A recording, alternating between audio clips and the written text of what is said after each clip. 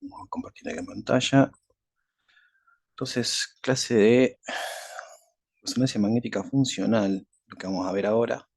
En realidad funcional, por decirlo de un sentido, ¿no? Vamos a hacer, a ver, mejor dicho, espectroscopía por resonancia, qué es lo que es eso. Después vamos a ver también funcionales y una parte también de lo que es tractografías. O sea, todas secuencias que ya conocemos, secuencias de difusión, por ejemplo, para tractografías y análisis de espectro, secuencias largas en las cuales se utilizan diferentes tiempos de eco y se obtiene información metabólica, que es lo que queremos observar. ¿Sí? Si esto lo voy a poner aquí. Y vamos a seguir emitiendo. Ahí va.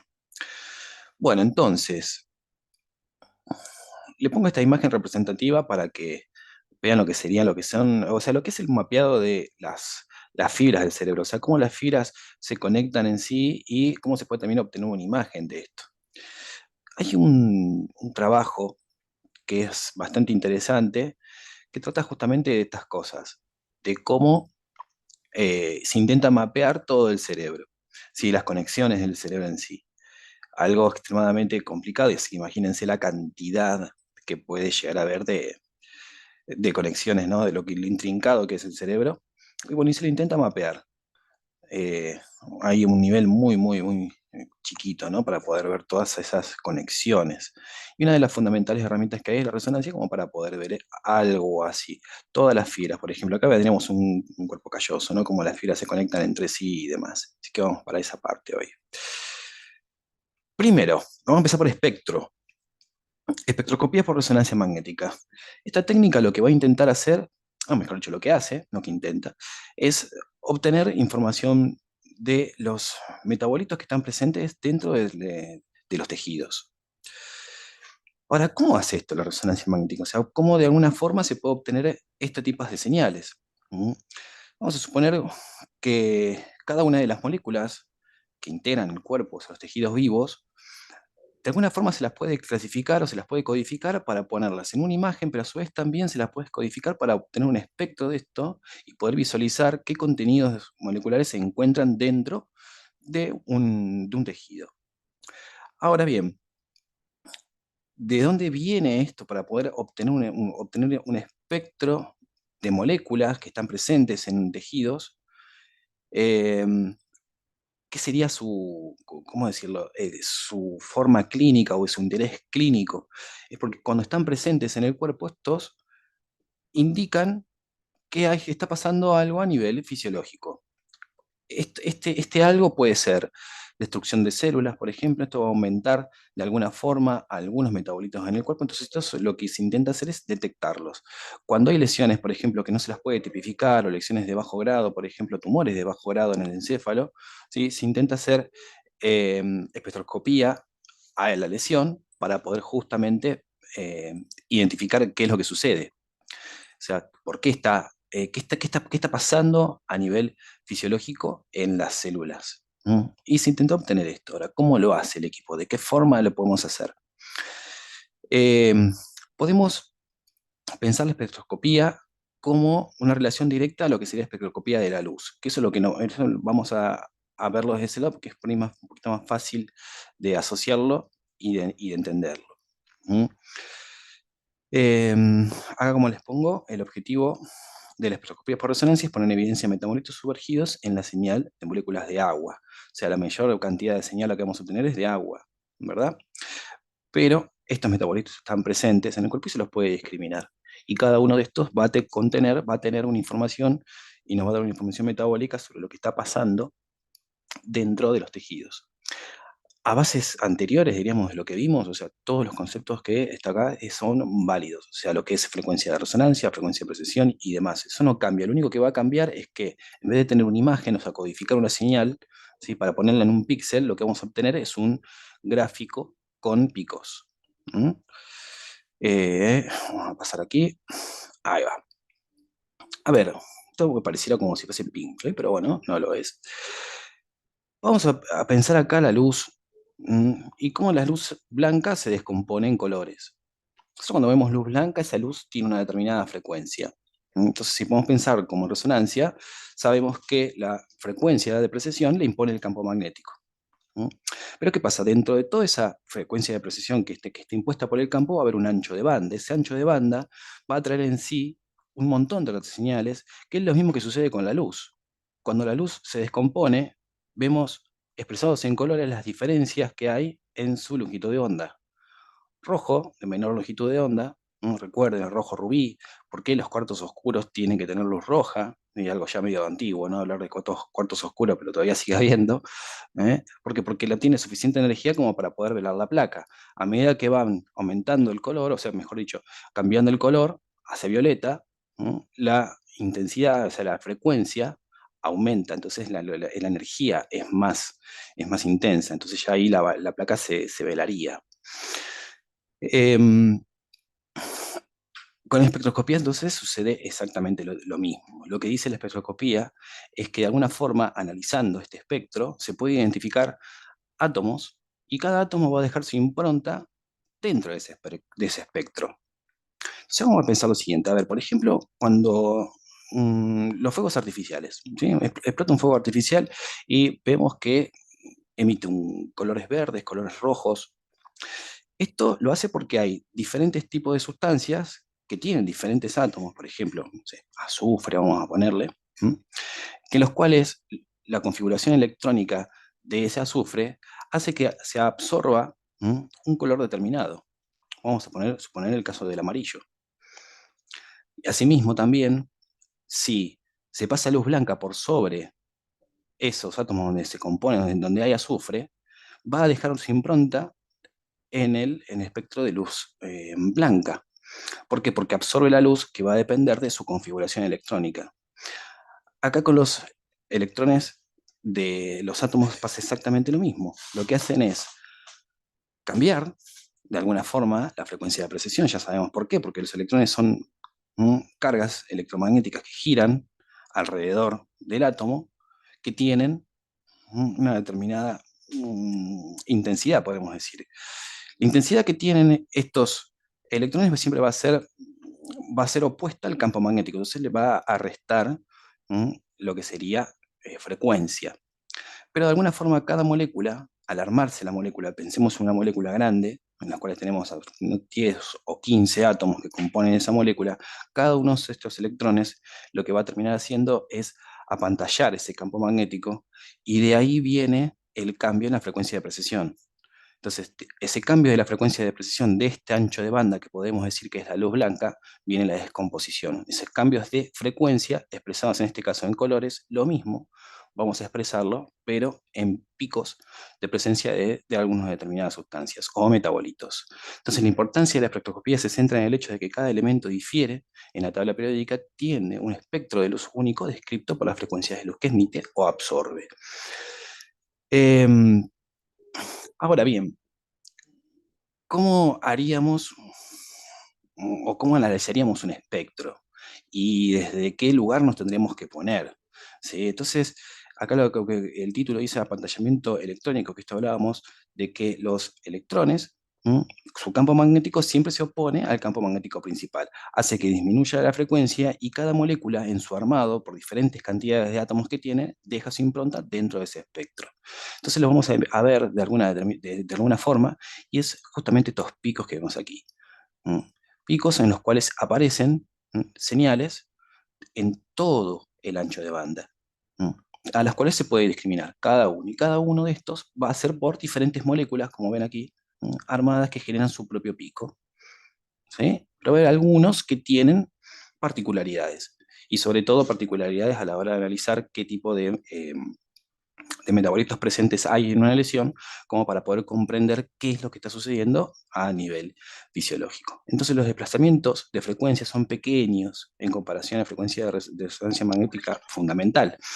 Quiere decir esto, campos magnéticos que que lo expresamos en teslas, que si hacemos la conversión, o sea, cuánta es la frecuencia de precisión, nos da en megahertz. ¿Sí? Y acá desplazamientos químicos típicos tenemos de 100 Hz, o sea, 1 millón de veces más chicos. O sea, bueno, es una fracción muy, muy, muy chiquitita, pero impacta en lo que son las señales de radio que van a venir de resonancia, ¿sí? Y se los mide justamente en partes por millón, en ppm. Así que ahora vamos a pasar a lo que es ya una imagen en sí. ¿Y qué sería? Cómo se analizan estos espectros? Primero, tenemos dos formas en las cuales podemos estudiar. En realidad hay una tercera también, que son los multivoxel, pero ¿cómo decirlo? Es más complicado porque, vamos a imaginar, acá tenemos un voxel único, y un multivoxel serían muchos de estos, todos apilados de formas aquí, midiendo todo este volumen, por ejemplo. ¿Sí? Pero ¿qué pasa? Acá hay agua en el medio. Entonces los multivoxels se usan, pero para obtener regiones de interés. Entonces lo que se va a usar generalmente son los multivoxels, en lado donde está la patología y por el lado contralateral para obtener un espectro de la patología en sí y después de otro de tejido sano. Y analizando las diferencias, se encuentran presentes diferentes tipos de metabolitos. Entonces, espectroscopía de voxel único, SBS, o imagen de desplazamiento químico, chemical shifting. Esas son las dos secuencias en las cuales nos vamos a centrar. Pero a fines prácticos, esta, CBS, porque con singles, con voxels únicos, ¿sí? Se puede medir justamente esta área de interés, que es donde está la lesión. Entonces queremos medir esto, no otra cosa. Y acá tenemos lo que serían los diferentes picos de señal que vienen por la presencia de estos metabolitos que encontramos aquí.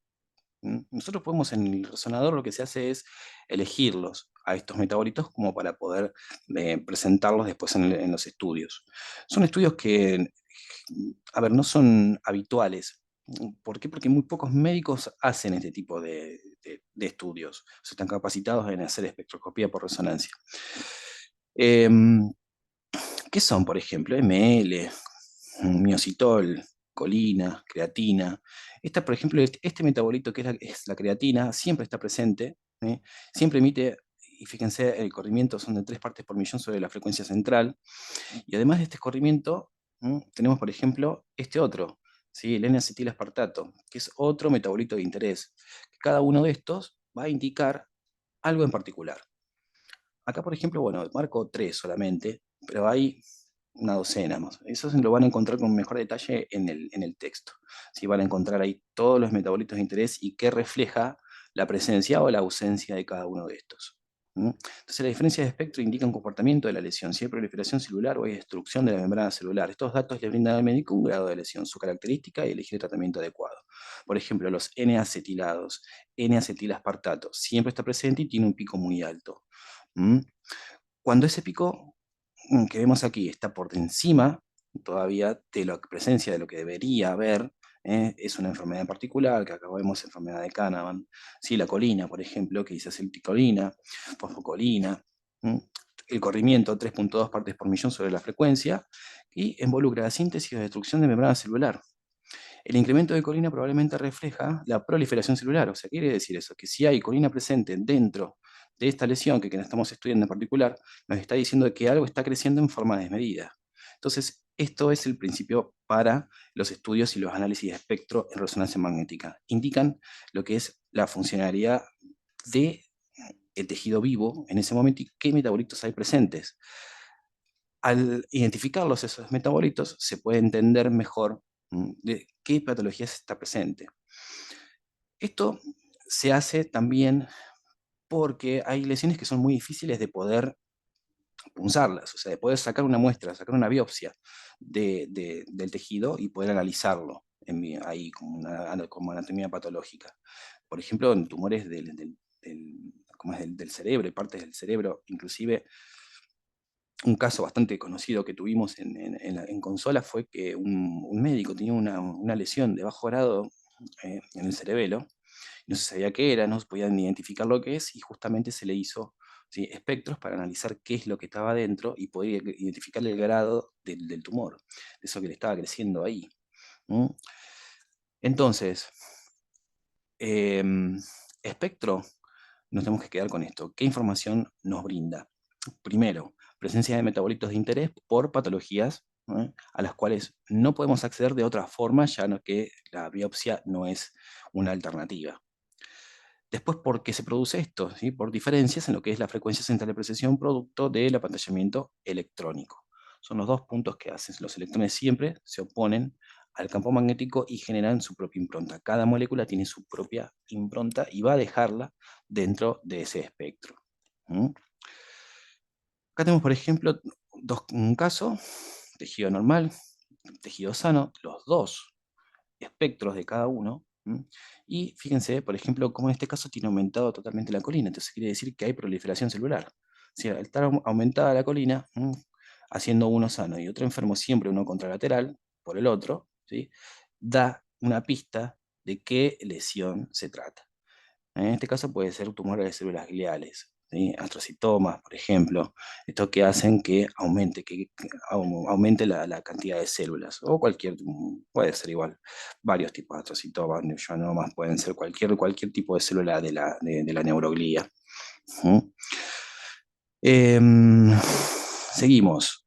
Funcional.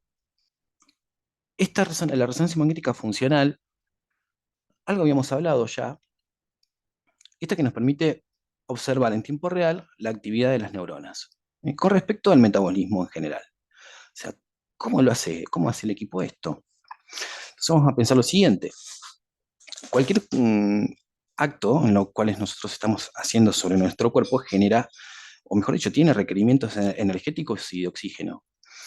Entonces estos requerimientos de oxígeno, sobre todo, hacen de que la perfusión del cerebro en sí cambie en diferentes zonas cuando se está justamente trabajando en área particular. Fíjense la fecha, 1992. Dentro de todo es relativamente nuevo. Es una técnica relativamente nueva. Se mostraron un registro funcional exitoso de la actividad del cerebro en humanos, empleándose técnicas no invasivas basadas en propiedades magnéticas de la hemoglobina. Y acá vienen lo que son las secuencias BOLD, las que se van a utilizar. Son secuencias en eco de gradiente que lo que hacen justamente es que encuentran variaciones, mejor dicho, que son susceptibles a variaciones magnéticas producto de la hemoglobina, de producto de lo que sería la sangre yendo a diferentes zonas del cerebro, depositándose, o mejor dicho, quedándose ahí, haciendo que el requerimiento de energía sea más alto y de oxígeno también. Entonces, esta secuencia lo que hace es determinar qué áreas se prenden o son requeridas energía, más energía para su funcionamiento. Entonces, para poder verlo en tiempo real, se tiene que, de alguna manera, hacer que el paciente haga una determinada tarea o determinada labor. ¿Cómo es esa determinada tarea o determinada labor? Nosotros le decimos al paciente que haga una determinada cosa. Por ejemplo, le decimos, mueva la mano derecha en forma repetida durante 3 o 4 minutos. Entonces, un área del cerebro en particular es la que va a estar trabajando en ese momento. Y la secuencia BOLD va a detectar esa área, ¿sí? Haciendo de que aumente, ¿no?, la señal. Entonces, aumentar la señal, de alguna forma se la puede ya colocar, se le puede mostrar como un color determinado, que diciendo, bueno, si se mueve el área tal, o sea, mejor dicho, si se prende el área tal, quiere decir de que la activación celular va por este lado, si la activación de las cortezas de las neuronas va por este lado. Además, también no pensemos que el cerebro, digamos, se activa solamente una sola parte, sino que se activan muchas regiones al mismo tiempo. Esto lo vamos a ver mejor en imágenes, ahora vamos a pasar acá. Entonces, para esto le decía, quiero terminar con esto que se elaboran test, lo que se llaman paradigmas, ¿sí? Así como decimos que mueva, por ejemplo, la mano derecha, le podemos decir de que haga determinada función. No importa qué, que piense algo, que mire algo, inclusive, se le pueden poner imágenes en las cuales se proyecta una luz intermitente. Entonces, el paciente lo que hace es recibir estimulación de la corteza motora. Entonces, en la imagen final, vamos a obtener algo así: un cerebro como un área en la cual vemos un aumento de la señal, ¿sí? Que lo podemos expresar aquí en colores, ¿sí? Área motora, por ejemplo. Se estudió la ubicación de la corteza motora previo a la cirugía. Esto es importante también, previo a la cirugía. Ya vamos por qué. La funcional muestra áreas de colores de activación de la corteza, son concentradas a la izquierda con movimientos de la mano derecha durante el examen. O a su vez también vemos varias activaciones, pero cuando, por ejemplo, le decimos al paciente de que hable, que emita palabras, sonidos o lo que fuere, un área del cerebro en particular es la que se prende, ¿sí? Área izquierda. Fíjense, son diferentes regiones en las que se prende, pero no en sí un área en particular. Varias regiones se activan. pero siempre va a ser algo predominante. Por ejemplo, la corteza visual siempre sabemos que está bien en la parte occipital y se va a activar siempre la parte occipital, ¿verdad? Entonces, ¿por qué decíamos esto de que es importante para cirugía, postcirugía? Justamente tenemos una patología que afecta al cerebro, un tumor, hay que sacarlo ese tumor. ¿Mm? De alguna forma se puede predecir qué secuelas va a tener ese paciente. ¿Por qué? Porque no solamente se saca el tumor, sino que se saca un área también de resección, que es de tejido normal. Entonces, de alguna forma podemos ver de qué se trata, qué tipo de, ¿cómo decirlo?, de área en resonancia se prende por alguna estimulación directa, ya sea visual, motora o lo que, o bueno, la estimulación que le demos al paciente, hace que podamos distinguir o que ya los médicos sepan qué secuela va a tener ese paciente producto de la lesión de estipar la lesión en el futuro. Entonces, siempre se hace como un plan neuroquirúrgico. O sea, tiene otras implicancias esto. Y ahora una de las que salió es entrenar estas cosas de inteligencia artificial para poder predecir qué es lo que está pensando el paciente. O sea, de cómo se activa el cerebro, se le entrena a este módulo y este módulo saca la imagen de lo que está pensando el paciente en tiempo real. Si ya estamos a otro nivel. Entonces, la extensión del tejido tumoral y la función del tejido vecino. ¿Cómo va a afectar la cirugía a ese paciente? Entonces, de alguna forma se hace justamente esta planificación. La indicación es para esto. La extensión del tejido anormal se puede determinar con RMI convencional y la función de los tejidos adyacentes con funcional. Ver áreas de activación y qué áreas van a estar van a tener una lesión producto de la cirugía posterior. Y ahora pasamos a tracto, también con la parte del cerebro, o sea, cómo se pueden ver y analizar las conexiones de este cerebro, que también tiene una implicancia muy parecida a lo que es la resonancia magnética funcional, porque lo que vamos a entender aquí es que si estirpamos una parte del cerebro, ¿qué áreas del cerebro van a tener una lesión, o sea, producto, qué paciente va a tener, qué limitaciones funcionales va a tener ese paciente, y además también hacia dónde se va a extender eso? Porque por el estudio de las fibras, de cómo el cerebro se conecta entre sí.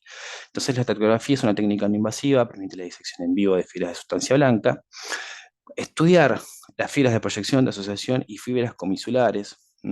Proyección, o sea, que son las fibras que están acá marcaditas, que conectan un mismo hemisferio. ¿Mm? Después las comisulares conectan uno hemisferio con el otro, cuerpo calloso, fíjense aquí, ¿sí? Y la de proyección que conecta el cerebro con la médula. Son los tres tipos de fibra que podemos tener y juntamente se elaboran mapeos subcorticales preoperatorios y existe una buena correlación entre la tractografía y la técnica de estimulación subcortical. Justamente, entonces, ambas se utilizan para una planificación neuroquirúrgica, para poder establecer qué funciones el paciente va a perder luego de la cirugía y a su vez también para tratar de dirigir la cirugía de alguna forma para no involucrar diferentes tipos o partes del cerebro con alguna función en particular. Acá tenemos, por ejemplo, esta imagen, fíjense qué linda que es.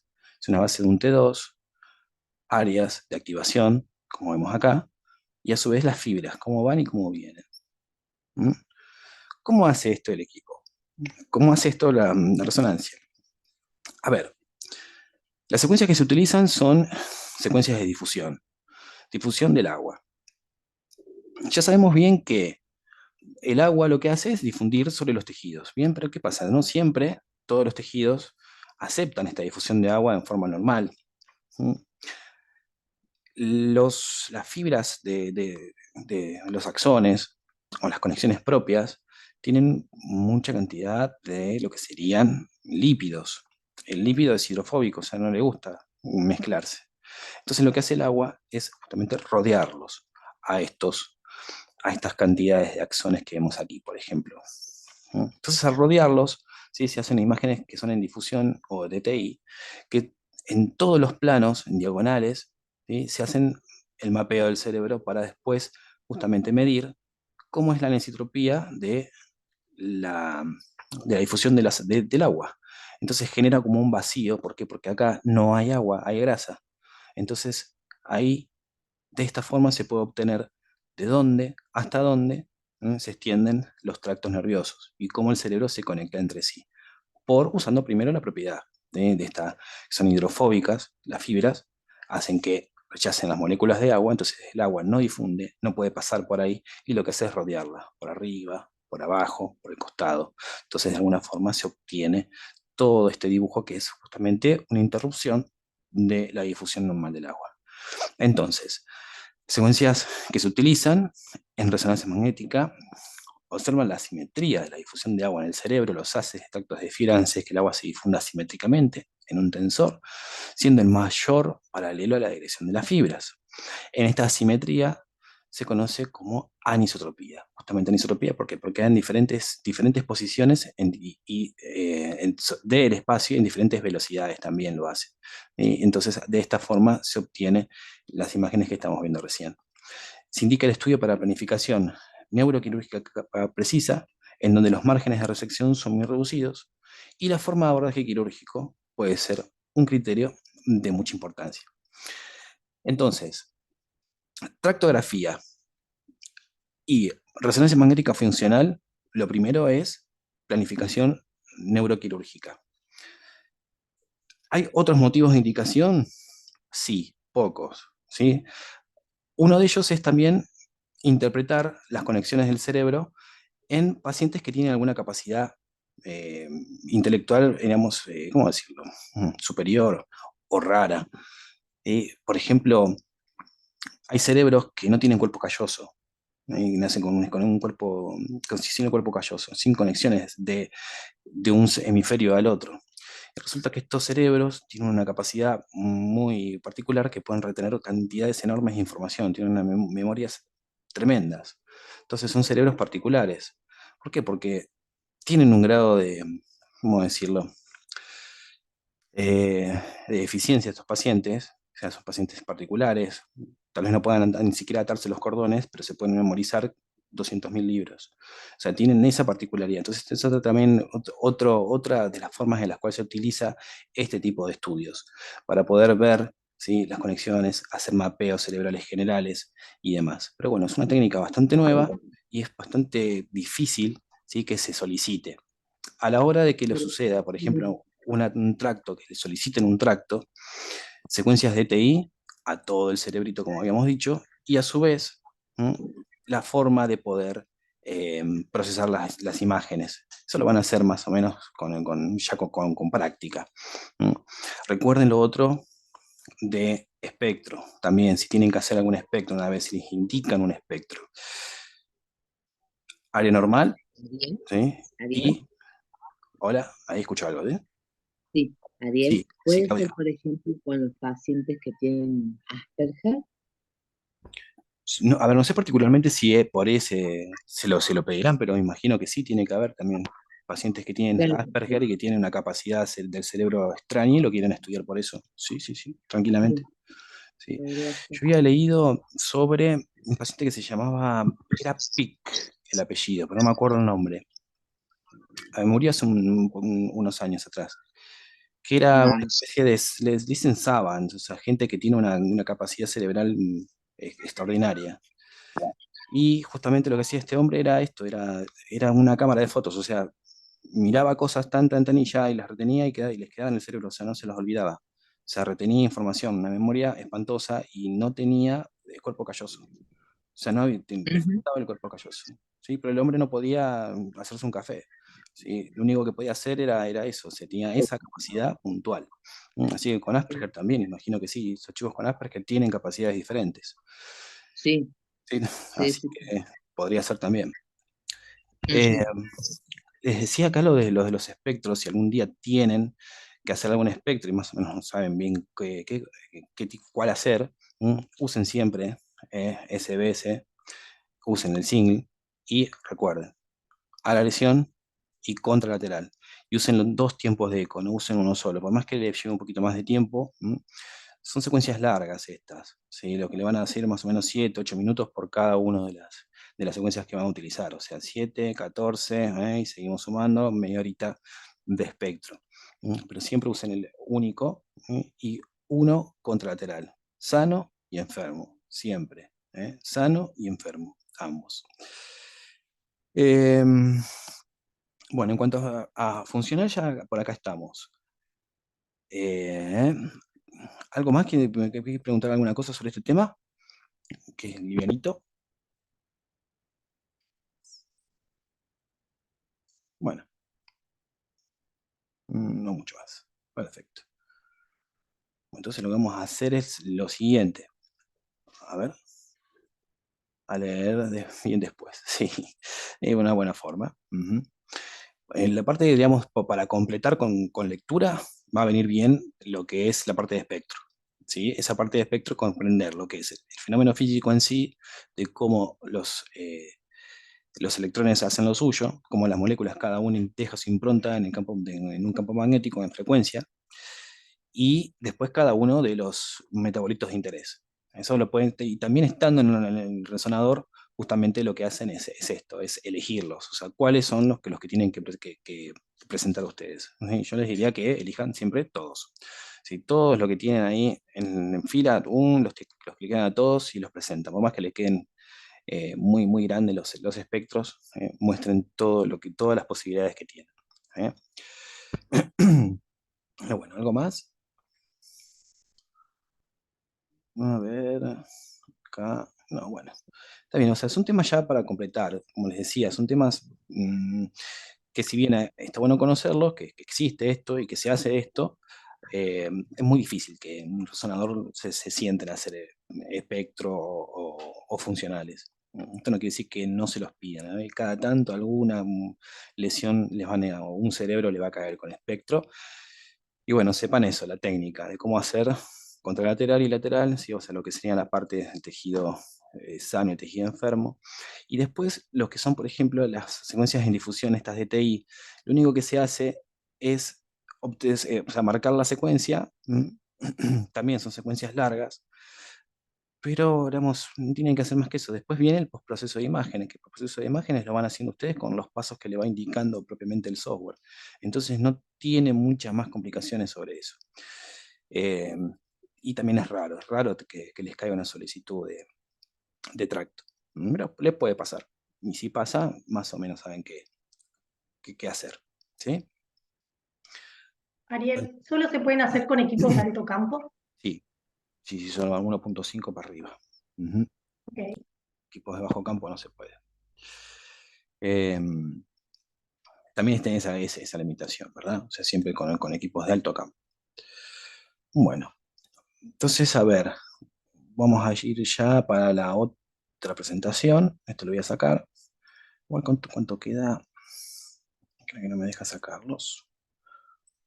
Ahí va. Un segundito, pongo la otra y ya voy. Acá acepto. Ajá. No me deja abrirlo de aquí. Bien, otro que queríamos ver también era completar con lo que es síndrome medular. Habíamos visto ya lo que son todos los protocolos de columna. Habíamos visto también las diferencias que había entre cada uno de estos, pero no, propiamente dicho lo que son los síndromes medulares. Así que vamos a ver eso ahora. ¿Eh? Vamos a compartir acá. ¿Dónde estáis? Acá. Y compartimos. Ahí va. Bien. Acá, por ejemplo, tenemos un corte de lo que es la médula espinal. ¿Sí? Sustancia blanca, sustancia gris, fíjese como un cerebrito pero en forma de cable, pero es más o menos lo mismo, el epéndimo en el medio. Habíamos visto una patología de ependimoma, también que afecta justamente las células del epéndimo.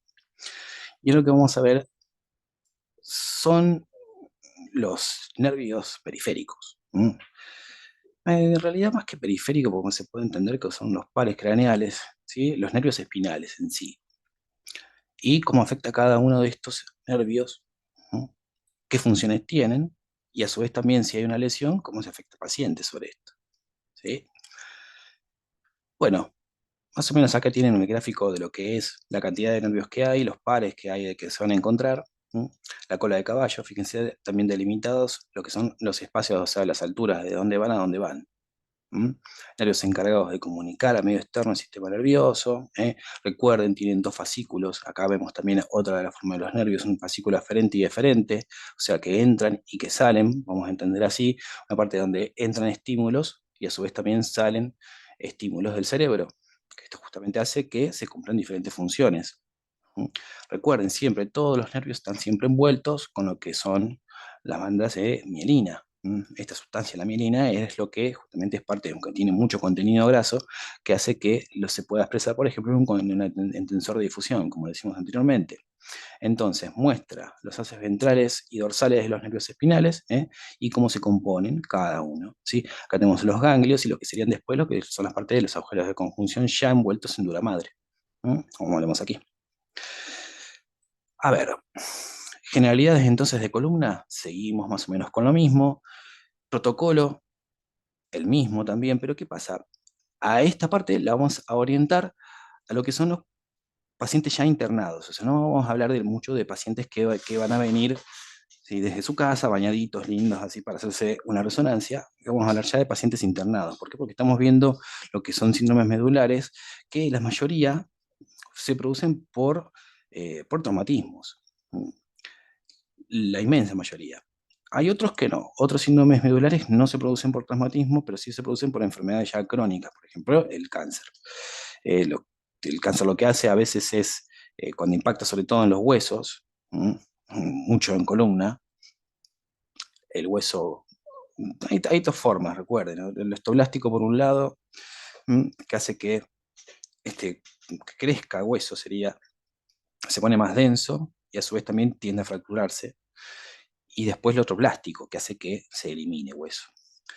Pero bueno, a ver, tengo que ponerle aquí una pausita porque ya se va a cortar y hacemos el break, así pues ya se corta esto. Bueno, hacemos entonces el break, son 5 u 8 que hago la grabación y volvemos. Así que corto aquí.